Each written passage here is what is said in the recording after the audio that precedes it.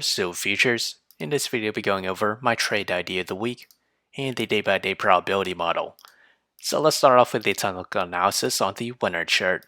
We're in NUGT, we're seeing signs of a converge. We're off of oversold levels with the other side. With the 4-hour chart, we remain in NUGT, seeing signs of a diverge. As we extend that further to the daily chart, we're dipping into NUGT. As with the trade idea, I'll be trading SLV.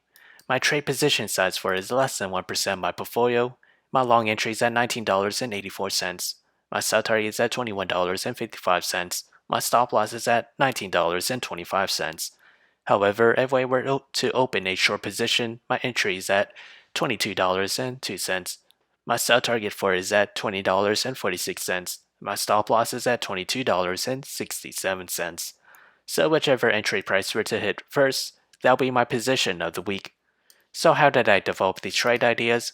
It all comes from the day-by-day probability model. As we progress to the 5th day or week of trading, silver futures has a 57% chance to climb between 0 to 5%, a 29% chance to fall between 0 to -5%, and a 14% chance to fall between -5 to -10%.